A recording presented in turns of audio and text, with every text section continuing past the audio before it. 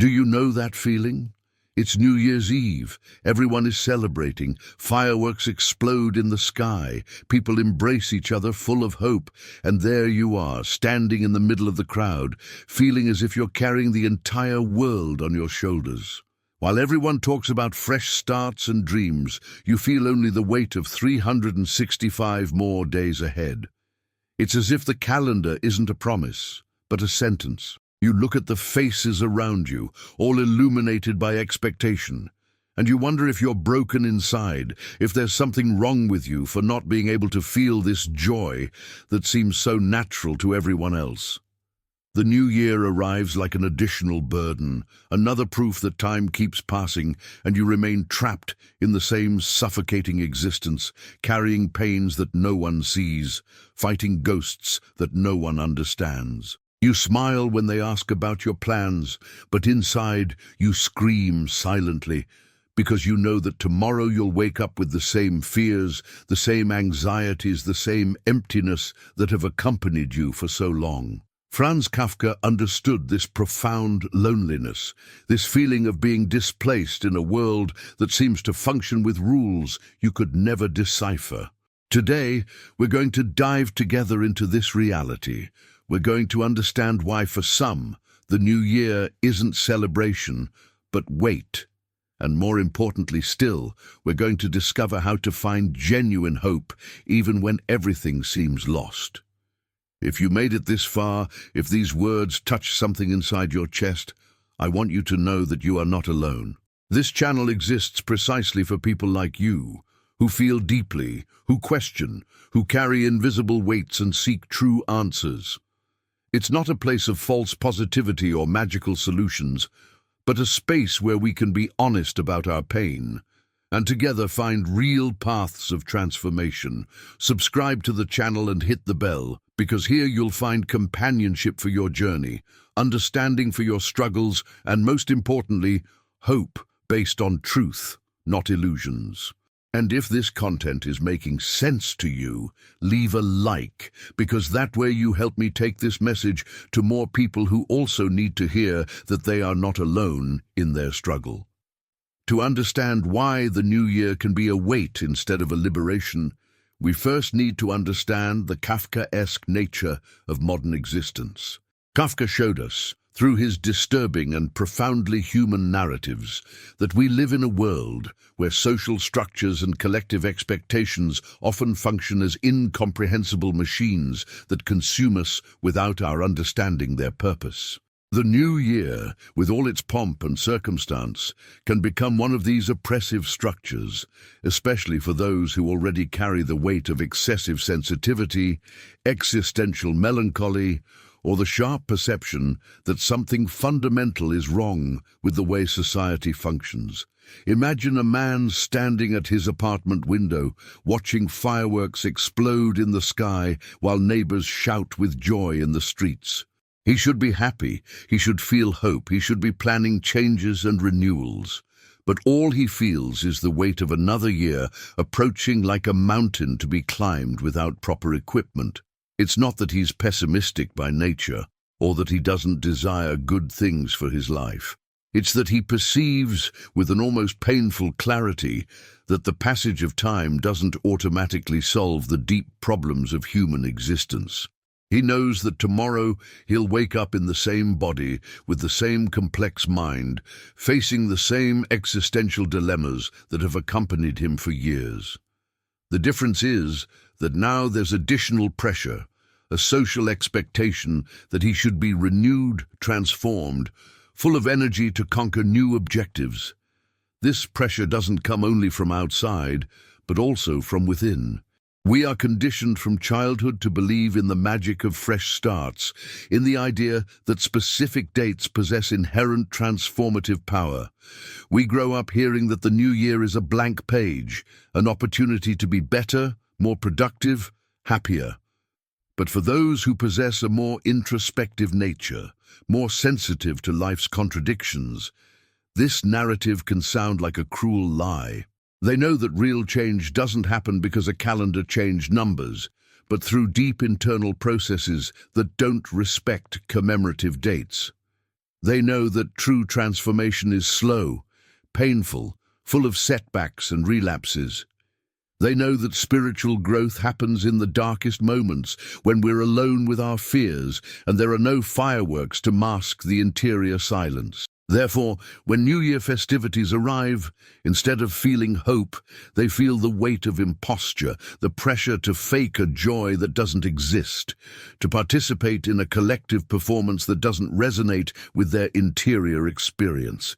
It's like being forced to dance to music you can't hear, in a rhythm that makes no sense to your heart. Kafka would describe this as waking up one day, transformed into something you don't recognize, but being forced to continue living as if nothing had changed. The issue becomes even more complex when we consider that this feeling of weight and displacement isn't a sign of weakness or abnormality, but often indicates a special sensitivity to perceive the contradictions and superficialities of modern life. These are people who feel deeply, who automatically question social structures, who can't accept simplified answers to complex problems. They perceive that behind the celebrations and year-end passage rituals, there often exists a collective existential void, a desperate attempt to create meaning through external events when true meaning can only sprout from inside out. They see couples kissing at midnight while knowing that many of these relationships are based on social appearances instead of genuine connection. They observe people making promises of change that they themselves know they won't keep, because they're motivated by social pressure instead of an authentic desire for growth. They witness entire society mobilizing for a celebration that will last a few hours and then disappear, leaving everyone back to the same routines, the same problems, the same unresolved issues. For these sensitive people, the new year isn't liberation, but a cruel reminder that we live in a world that prefers comforting illusions to transformative truth. It's like being the only sober person at a party where everyone is intoxicated, being forced to participate in collective euphoria, even knowing it's temporary and superficial. And you, have you ever felt this loneliness in the middle of the celebrating crowd? That moment when everyone around you seems connected to a source of joy you can't access, as if there existed a radio frequency of happiness you never managed to tune into. If you're going through this now, if the new year came to you as another burden instead of liberation, leave in the comments, "I feel this weight too." Your courage in sharing this might be exactly what another person needs to hear today, to know they're not alone in this experience. Sometimes the greatest medicine is discovering that our pain isn't unique, that there exists a silent brotherhood of people who feel deeply in a world that often seems superficial. But here we reach a crucial point in our reflection, because recognizing this weight doesn't mean resigning ourselves to carry it forever. Kafka taught us that the first stage of transformation is to honestly accept our condition, however uncomfortable it may be. When we stop fighting against our sensitive nature, when we stop blaming ourselves for not being able to feel the automatic joy that society expects from us, we create space for a deeper understanding of ourselves and our place in the world. The man at the window watching the fireworks can continue feeling displaced, but now with the awareness that his displacement isn't a defect, but perspective. He sees what others don't see precisely because he's outside the intoxicated crowd. His loneliness isn't punishment, but a privileged position of observation. His melancholy isn't disease, but an appropriate response to a world that often values appearances above substance. When we accept our contemplative nature, when we stop trying to fit into molds that weren't made for us, we discover that our sensitivity is our greatest gift, not our greatest burden. We discover that people like us are necessary in the world because someone needs to ask the difficult questions, someone needs to resist superficial euphoria, someone needs to remember that real growth happens in silence and introspection, not in public spectacles. This doesn't mean we should completely isolate ourselves or reject all forms of celebration, but that we can create our own relationship with passage rituals, based on our interior truth instead of external expectations. The new year can become for us a moment of deep reflection instead of noisy party. It can be an opportunity to make peace with our sensitive nature, to be grateful for our capacity to feel deeply even when this causes pain. It can be the moment to recognize that our spiritual journey follows a different rhythm, that our transformation happens backstage in life, away from spotlights and social expectations. We can use this date as a reminder that we don't need collective approval for our way of existing, that our validity doesn't depend on our capacity to fake enthusiasm for rituals that don't touch us. We can celebrate our authenticity, our courage to remain true to ourselves, even when this means swimming against the current. We can honor our complexity, our depth, our capacity to find meaning in small things instead of losing ourselves in grand performances.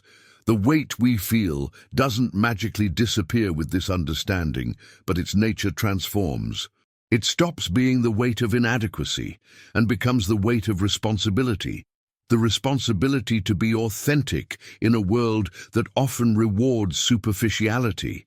It becomes the weight of mission, the mission to represent a different way of existing, to show that it's possible to live with depth and meaning without participating in collective spectacles. It's the weight of example, demonstrating that genuine spiritual growth doesn't need fireworks or countdown timers, but silence, introspection, and courage to face our own complexity.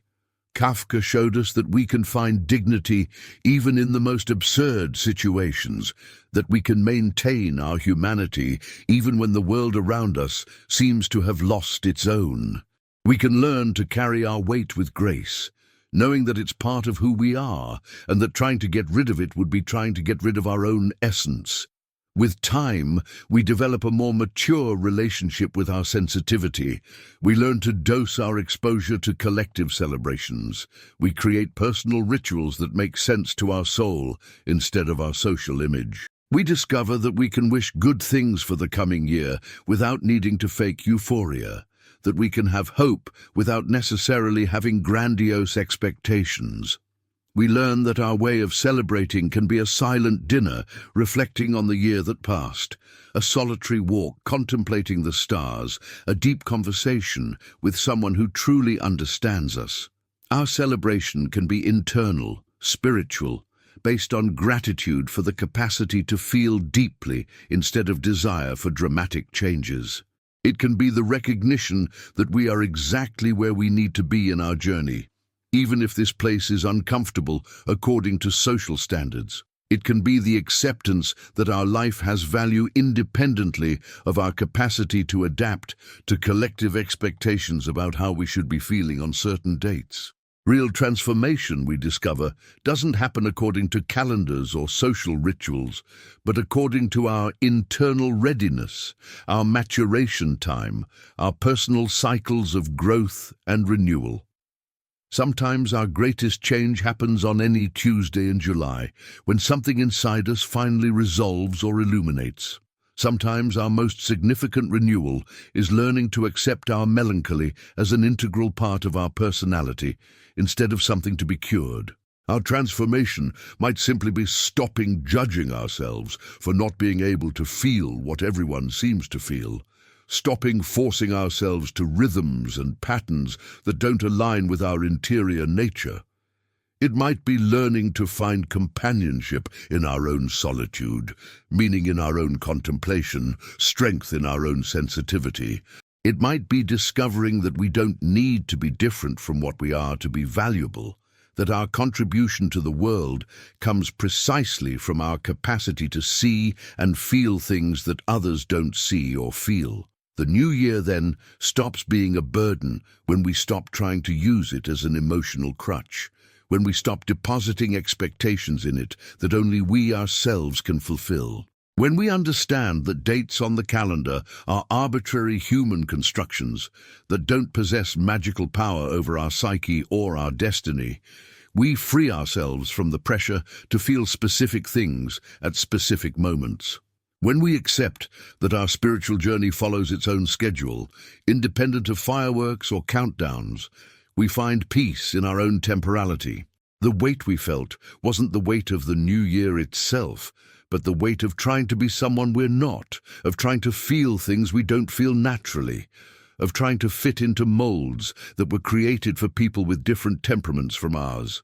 When we drop this weight, when we accept our contemplative nature and our need to process life in a slower and deeper way, we discover that we are exactly as we need to be to fulfill our unique purpose in the world. Franz Kafka left us a precious legacy by showing that we can find meaning and even beauty in the most desolate experiences of the human condition, that our alienation can be a gateway to deeper understandings about life and about ourselves.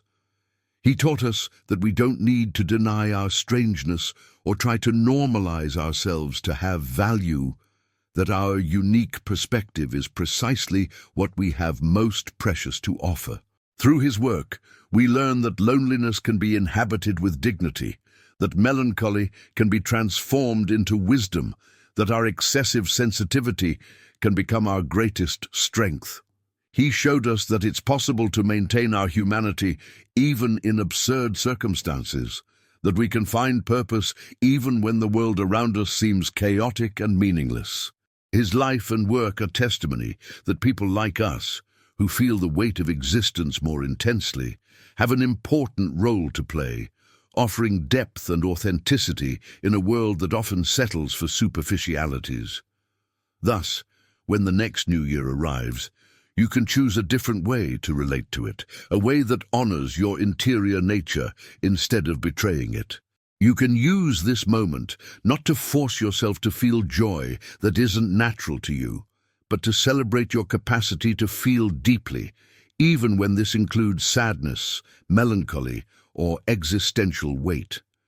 You can use this date to be grateful for your sensitivity, for your capacity to see through social masks, for your courage to continue being authentic even when this is uncomfortable. You can take advantage of the passage of time to reflect on how you grew in understanding of yourself, how you learned to inhabit your own complexity with more grace, how you developed compassion for your own unique journey. Your celebration can be quiet, interior, based on gratitude for the life you have, instead of desires for the life you think you should have. It can be a moment to make peace with your own nature, to accept that you are exactly as you need to be to contribute to the world in the way that only you can contribute. And remember that you are not alone in this experience, that there exists a silent brotherhood of people who also carry this weight, who also feel this displacement, who also seek more authentic ways to exist in a world that often prioritizes appearances over substance. We are an invisible community of contemplatives, of questioners, of people who refuse to accept easy answers to complex questions. Our contribution to the world is no less valuable for being less visible. Our impact is no less real for being more subtle. We continue here, carrying our weight with dignity, transforming our sensitivity into wisdom, our melancholy into compassion, our loneliness into deep understanding of the human condition.